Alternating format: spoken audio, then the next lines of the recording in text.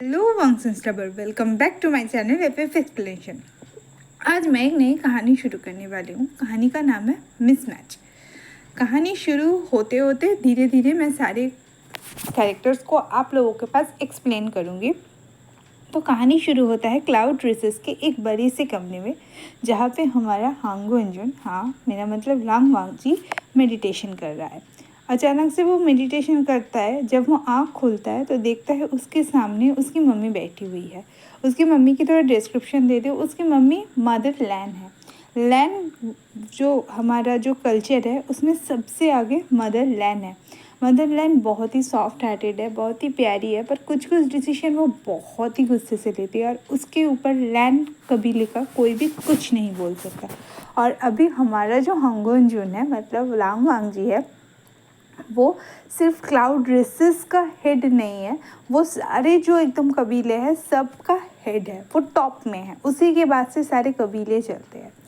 तो उसकी मम्मी बैठी हुई थी, तो वो आँख खोल के बोलते, मम्मी आप यहाँ पे क्यों बैठे हुए हैं और आप मुझसे क्या कुछ कहना चाहते हैं? तो उसकी मम्मी आकर उससे कहते हैं, हाँ बेटा मुझे तुमसे थोड़ा बात करना है, क्या तुम अभी फ्री हो? वो, हाँ मम्मी मैं तो अभी फ्री हूँ, पर आप मुझे इस तरह से क्यों बोल रहे हैं? तब उसकी मम्मी उसको बोलता है, देखो बेटा मुझे तुमसे कुछ सीरियस टॉपिक में बात करना है। तो वो उठ के अपना तलवार लेके बोलता है, हाँ मदरलैन बोलिए। उसकी मम्मी बोलती है, मैं यहाँ पे कोई कबीले की हेड होके तुमसे बात नहीं करने आई हूँ, मैं यहाँ पे तुम्हारी मम्मी होके तुमसे बात करने आई हूँ। 6 साल हो गए वांग जी, अब तुम्हें सोचना पड़ेगा, तुम्हें तुम्हारे भाई को दोनों को सोचना पड़ेगा, इस तरह से नहीं चल सकता। तो वांग जी उसकी मम्मी की तरफ देख के बोलते हैं, आपको पता है मम्मी, आप मेरी सबसे बड़ी स्ट्रेंथ है और यहाँ पे आप ही ऐसा बोल रही हैं। वो आप ही थे जिन्होंने पूरे कबीले को मेरे लिए मनाया था, और आज आप मुझसे क्यों कुछ दिनों से ये बात बोल रहे हैं? तो उसकी मम्मी बोली, क्योंकि क्लाउड रिसेस को भी उसका बच्चा चाहिए, क्लाउड रिसेस को भी अपना वंश चाहिए। तुमने विभूषण से शादी किया, मुझे उससे कोई प्रॉब्लम नहीं था, पर वो तुम्हारा बॉन्ड नहीं है। तुम एक अल्फा हो, वो एक ओमेगा है, पर फिर भी तुम लोग एक साथ नहीं हो। अगर तुम लोग एक साथ होते, अगर तुम लोग क्लाउड रेसेस को कोई बच्चा देते, तो शायद आज मैं तुमसे ये बात नहीं करता। तो वांग जी कहते हैं, मम्मी वो मेरा बॉन्ड नहीं है, आप कैसे कह सकते? वही मेरा मेट है, वही मेरा बॉन्ड है, उसी की वजह से मेरे हाथों में ये लकीर है। सबके हाथों, और इस ओमेगा वर्स में सबके हाथों में एक स्ट्रिंग होता है, जिसमें जब एक दूसरे से वो लोग मिलता है उसका वो स्ट्रिंग ग्लो करता है। तो उसकी मम्मी कहते हैं, क्या जब भी तुम विभूषण के साथ होते हो तुम्हारा क्या स्ट्रिंग ग्लो करता है? तो वांग जी ना अपना आँख नीचे कर देते, वो कहते हैं, मम्मी पहले करता था, उसने अपना गोल्डन कोर खो दिया है, और उसने अपना गोल्डन कोर सिर्फ और सिर्फ हम लोगों को बचाने के लिए खोया है। मम्मी आप ऐसा नहीं कर सकते। तो उसकी मम्मी कहते हैं, देखो मुझे तुमको फोर्स करने अच्छा नहीं लगता है, पर तुम भी नहीं सुन रहे हो, तुम्हारा भाई भी नहीं सुन रहा है। तुम दोनों ने एक दोनों ओमेगा से शादी किया है, पर दोनों ही ओमेगास बात नहीं करते हैं, दोनों ही ओमेगास तुम लोगों को बच्चा नहीं दे पाते। मुझे पता नहीं चलता तुम दोनों भाई ने अपने प्यार से शादी किया है। मैं पूरे क्लाउड रेसेस के अगेंस्ट गई थी तुम दोनों की शादी के लिए। तुमने अपने प्यार से शादी किया है, और फिर भी तुम दोनों जब रट में होते हो तो सेक्युलरिज्म में चले जाते हो। जब वो दोनों अपनी हीट में आते हैं तुम दोनों उनसे दूरियां बना लेते हो। क्यों? मैंने मान लिया कि वो तुम्हारा मेट नहीं है, वो तुम्हारा बॉन्ड नहीं है, पर तुम तो उसके साथ अपना कल्टिवेशन कर सकते हो, बच्चा तो बना ही सकते हो। तो मुझे बच्चा दे दो, मैं तुम्हें शादी के लिए फोर्स नहीं करूँगा, वरना तुम्हें मैं फोर्स करूँगा, तुम्हें भी करूँगा और तुम्हारे भाई को भी करूँगा। तुम दोनों को अपने मेट से शादी करना पड़ेगा। तो वांग जी कह रहे हैं, मम्मा भाई का मेट कौन है वो भाई को पता है, पर मेरा मेट कौन है मुझे तो वो भी नहीं पता है। एक बार था जब क्लाउड रेसेस में विभूषण आया था, तब मेरा मेरा ये स्ट्रिंग ग्लो करता था और वो हंसता था। मैंने पहले नोटिस ही नहीं किया कि विभूषण की वजह से मेरा स्ट्रिंग ग्लो कर रहा है। मुझे लगा कुछ तो हुआ है, मैंने उस पर हम कल्टीवेशन नहीं कर सकते, पता नहीं क्यों। मुझे अच्छा नहीं लगता, उसको दर्द होगा। मुझे अच्छा नहीं लगता मम्मा, प्लीज़ मुझे इस तरह से आप फोर्स मत कीजिए। तो मदरलैंड एकदम उठ के सीरियस वॉइस में वांगजी को कहता है, देखो हांग वनजुन, मैं तुमसे ये बात कह रहा हूँ एज अ मदरलैंड कि तुम्हें शादी करना पड़ेगा। मैंने तुम दोनों के शादी को फिक्स कर दिया है। लोटस केव की जो अभी हमारा जो ओमेगा है, उस जोजिन उसके साथ हाँ तुम्हारे भाई का शादी होगा, और तुम्हारा शादी मेरी दोस्त बाओशन सैरन के जो शिष्य है इलिंग उसके साथ होगा। ये बोल के मदरलैंड वहाँ से चली जाती है और वांगजी बैठ जाता है कि क्योंकि वो अपने मम्मा को इस बारे में ना नहीं कर सकता था, क्योंकि उसके मम्मा ने मदरलैंड होकर डिसीजन लिया था और मदरलैंड के डिसीजन के खिलाफ वहाँ पे कोई भी नहीं जा सकता था। वो एकदम छोटा सा मुंह करके अपने चाचा जी के पास जाता है, कहता है अंकल मैं आ सकता हूँ। तो अंकल कहते हैं हाँ, मेरे बेटे को मुँह आज उतरा हुआ क्यों है। तो वो अपने अंकल को सारी बात बताता है। तो उसके अंकल बताते हैं देखो विभूषण, मैं तुम्हारी मम्मी को इस बारे में कुछ भी नहीं बता सकती। हाँ एक काम तुम दोनों कर सकते हो, तुम और तुम्हारा भाई अगर किसी से शादी नहीं करना चाहते तो तुम और तुम्हारा भाई 1 महीने के अंदर बच्चा कर लो। तुम अगर मम्मी को कुछ न्यूज़ सुना दोगे कि तुम विभूषण प्रेग्नेंट है तो शायद वो तुम्हें यहाँ शादी ना करवाए। शायद क्यों, वो शादी नहीं करवाएगा और वो विभूषण को भी बहुत अच्छे से मना लेगा। तो ये सुन के ना वो एकदम लास्ट होप अपने भैया के पास जाते कि शायद उसका भैया उसको कोई हेल्प कर दे। तो वो और उसके भैया ना एकदम एक पेड़ के नीचे बैठे हुए थे और बोल रहे कि भैया, और मैं यहाँ पे बता दूँ, यहाँ पे उसका जो भाई है उसकी शादी मेंगाव से हुई है, ठीक है, मतलब जो हमारा कैरेक्टर में मेंगाव था उसके साथ हुआ है। मेंगाव से हमारा वांगजी के भाई का शादी हुआ है और वांगजी की शादी विभूषण से हुआ है।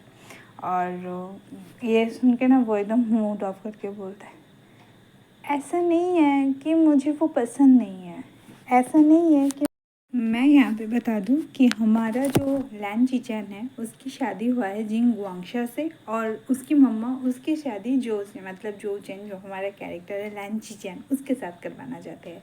लोटस कोव में लैन चीचैन और हमारा विभूषण दोनों ही ओमेगाज है, और हमारे जो उसकी दीदी है सीजीए वो अल्फा है, इसीलिए उसके साथ जिंग फैमिली का जिसका शादी हुआ है वो ओमेगा है। ठीक है, तो चलिए कहानी शुरू कर मतलब कहानी को कंटिन्यू करते हैं। उसके बाद जब उन्होंने मतलब वो दोनों एकदम साइलेंस में बैठे थे तो उसने उसके भाई से कहा कि भैया मैं विभूषण को छोड़ के किसी और से शादी नहीं कर सकता।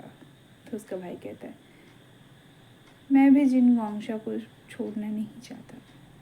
तो वांगजी उसके भाई की तरफ देखता है, आप छोड़ना क्यों नहीं चाहते, आप जिन वांगशा से प्यार नहीं करते हैं भैया। तब ना वो एकदम उसकी तरफ देख के कहता है तुम ऐसा कैसे बोल सकते हो भैया, मैं आपको समझ सकता हूँ कि आप उससे अभी प्यार नहीं करते, आप उससे प्यार नहीं करते, आप उसके रूम में नहीं जाते, आप दोनों बात नहीं करते हैं, तो आप किस तरह से उससे प्यार करते हैं। आप बस उस प्रॉमिस के पीछे भाग रहे हैं जो आपने कभी उससे किया था जब वो बचपन में मिला था, और आपने कहा था कि आप उसका ख्याल रखेंगे क्योंकि वो अपने पापा का एलिजिमेट चाइल्ड था।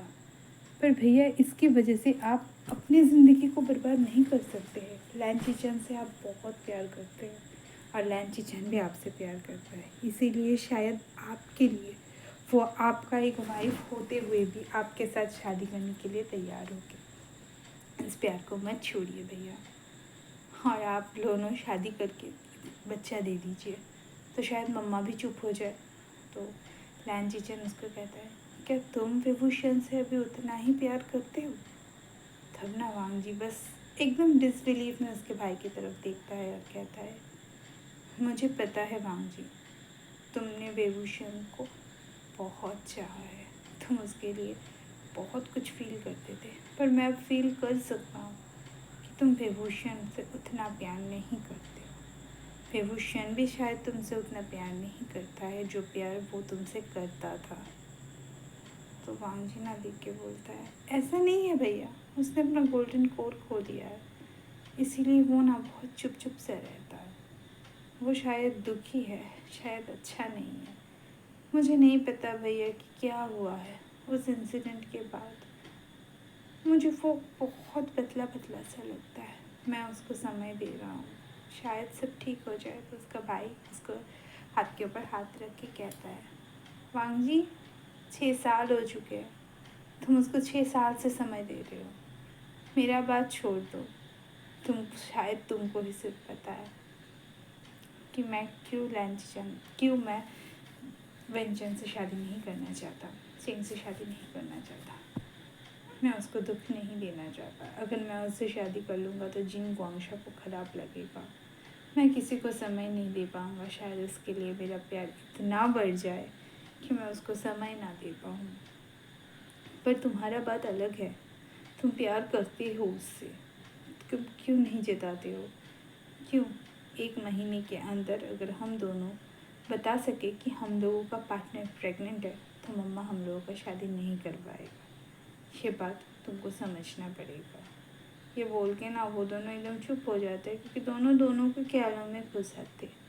दूसरी तरफ दूर किसी पहाड़ी में कोई बैठ के मीठा सा एक धुन बजा रहा था और वो अपने धुन में कहीं पे खोया हुआ था।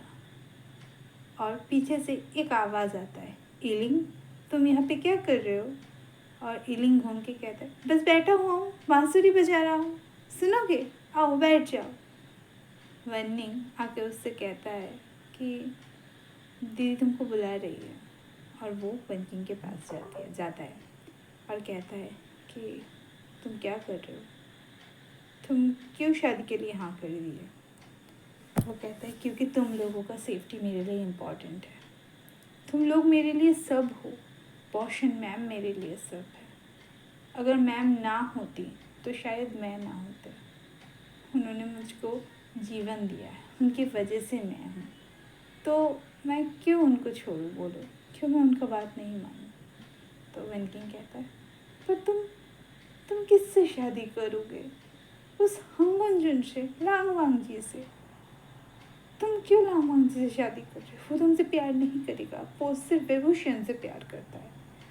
तब ना इलिंग उसकी तरफ देख के बोलता है, तुम जानते हो विभूषण को? तो वो हंस के कहता है, हाँ वो बहुत अच्छा है। विभूषण सच में अच्छा है। विभूषण ने हम सबको बचाने की कोशिश किया था। विभूषण में के अंदर एक प्यारा सा दिल है, पर अभी वो किसी से बात नहीं करता है। हांगवन्यू से शादी होने के बाद वो बहुत मूडी हो चुका है। उसके अंदर ना एक अलग से ग्रेविटी आ चुकी है कि वो एकदम सबका रानी है। तुम वहाँ पे जाओगे तो शायद विभूषण का ये बदला हुआ रूप तुम्हें बहुत तकलीफ देगा, और हांगवन्यू तो तुम्हारी तरफ घूम के देखेगा भी नहीं। क्यों बॉशन मैम ने ऐसा किया? क्यों? तुम उसके मेट हो इसीलिए। तो ना एकदम हंस के वो कहता है, लांगवांग जी मेरा मेट है? मेरे हाथों में जो ये स्ट्रिंग है ये लांगवांग जी की वजह से है? तो मुझे तो उससे मिलना पड़ेगा, और उससे मिल के ना मुझे उससे बहुत सारी बातें करनी है। पर प्यार शायद मैं भी उससे कभी ना कर पाऊँ, क्योंकि प्यार तो मैं किसी और से करता हूँ। और वो ना ये कह के वेन्निंग की तरफ देखता है और दोनों के आंखों में ना आंसू आ जाते हैं। और वेन्निंग को ना वो ज़ोर से हक कर लेता है, कहता है, मैं तुम सबको बचाऊँगा। मदरलैंड ने मुझे प्रॉमिस किया है। अगर मैं तुम लोगों को बचाना चाहता हूँ, यहाँ से निकल जाएंगे, मेरा शादी हो जाएगा, तो तुम लोग बहुत अच्छी तरह से रहोगे। तुम लोगों को घर मिलेगा, कल्टीवेशन करने के लिए जगह मिलेगी। तुम लोगों को यहाँ पे जो बच्चे हैं वो भी दर्द में नहीं रहेंगे। 1 महीने बाद मेरी शादी है और बॉशन मैम ने मुझे कहा है तो मुझे शादी करना पड़ेगा। मदरलैंड भी बहुत अच्छी है, शायद उनका बेटा भी अच्छा हो, शायद मेरे नसीब में प्यार ही ना हो। ये बोल के वो ना फिर से अपने बांसुरी में धुन बजाना शुरू कर देता है और सब लोगों के आंखों में आंसू आ चुके। तो वेनकिंग जाके बॉशन मैम को बोलती है, बॉशन सर को, कि मैम आप क्यों हांगवन्यून की शादी उससे करवा रहे हो? आपको पता है ना वो सिर्फ दुख के और कुछ भी नहीं पाएगा, क्योंकि हांगवन्यून विभूषण को छोड़ के किसी और के साथ प्यार नहीं करेगा। तो ना एकदम बॉशन मैम कहती है, हाँ वो विभूषण को छोड़ के किसी और से प्यार नहीं करता, मुझे पता है। इसीलिए ही तो मैं इलिंग को वहाँ पे भेज रहा हूँ कि अगर इलिंग रहेगा तो शायद वो विभूषण से और भी ज़्यादा प्यार कर पाएगा। मदरलैंड को एक बेबी चाहिए। अगर ईलिंग की शादी उससे हो गई ना तो वो और विभूषण एक हो सकते हैं, वांगजी और विभूषण। शायद ईलिंग को देख के जेलसी में विभूषण उससे प्यार कर बैठे। मुझे पता है कि मैं गलत कर रही हूँ, पर ईलिंग को मैंने अडॉप्ट किया है और विभूषण मेरा खुद का लड़का है। मैं खुद के लड़के के लिए, वो तो अपने भाई का हेल्प करने जा रहा है, इतना सही तो बात है। तुम लोग क्यों टेंशन कर, और वहाँ पे तो मदरलैंड होगी और तुम लोगों को शेल्टर भी मिल जाएगा, इतनी टेंशन मत लो। ये बोल के बोशन मैम वहाँ से चली जाती और सब लोग चुपचाप बैठ चुके थे और वांगजी को ना चाहते हुए भी ईलिंग के साथ शादी करने के लिए हाँ करना पड़ा था। और दूसरी तरफ हमारा लैन चिचैन को भी शादी के लिए हाँ करना पड़ा था। तो वहाँ पे आके ना चिन कहता है लैन चिचैन के पास एक लेटर लिखता है, प्यार। मुझे नहीं पता तुम मुझसे प्यार करते हो या नहीं, या सिर्फ फैमिली के प्रेशर में आके तुम मुझसे ये शादी कर रहे हो, मुझे नहीं पता। और सबसे बड़ी बात, मैं जानना भी नहीं चाहता। मैं तो बहुत खुश हूँ क्योंकि तुम्हारा शादी मुझसे हो रहा है और उस जिन वांगशा को तो मैं जाके देखता हूँ। I love my love, please मेरा वेट करना, मैं तुम्हारे पास आ रहा हूँ। और ये देख के ना लैन चिचैन के फेस में छोटू सा स्माइल आ जाता है, चिन का ये प्यार सा लव नोट पर। और आज की कहानी इस लव नोट के साथ मैं यहीं पे ख़त्म कर रही हूँ। और मुझे बताना कमेंट्स में कि आज की कहानी आप लोगों को कैसा लगा। और हाँ, शाम को माय फर्स्ट लव का भी अपडेट आएगा। मैंने जो अपडेट करना बंद कर दिया था, अब से ये जो कहानी है ये ऑल्टरनेटिव डे में आएगा, मतलब एक दिन छोड़ के आएगा। और माय फर्स्ट लव डेली आएगा। इसी बेसिस में मैं कहानियों को शेयर करूँगी। और ये गया मेरा पहला बात। और सेकंड बात, बहुत लोग कमेंट कर रहे हैं लैकिंग किंग ओमेगा मेट के नीचे कि ये कहानी का अपडेट कब आएगा। देखिए, मैं बहुत बार बोल चुकी हूँ, फिर से एक बार बोल रही हूँ कि ये वो कहानी जब मैंने शुरू किया था तब मुझे पता नहीं था कि दूसरे चैनल्स में वो कहानियाँ हैं, इसीलिए मैंने वो कहानी शुरू किया था। पर अभी वो कहानी बहुत दिन हो चुके हैं, उस चैनल्स में कंप्लीट भी हो चुका है, इसीलिए तब भी मुझे जब पता चला तब भी मैंने बंद कर दिया था। फिर भी रिक्वेस्ट में 2-3 पार्ट्स बनाए थे क्योंकि कुछ लोग बोल रहे थे कि उन लोगों को मेरे वॉइस से कहानी सुनना है, इसीलिए मैंने किया था। पर अभी मैं बहुत दिन हो चुका है, इसीलिए मैं वो कहानी शेयर नहीं करूँगी। मैं 2-3 लिंक डिस्क्रिप्शन बॉक्स में दे दूँगी उस कहानी का। ये कोई पेड नहीं है, बस उनकी कहानी सुनना मुझे पसंद है और उन्होंने लैकेंस किंग ओमेगा मेट को एक्सप्लेन किया है, तो मैं उनका लिंक दे दूँगी। आप लोग उनके चैनल में जाके वो कहानी सुन लेना, ठीक है।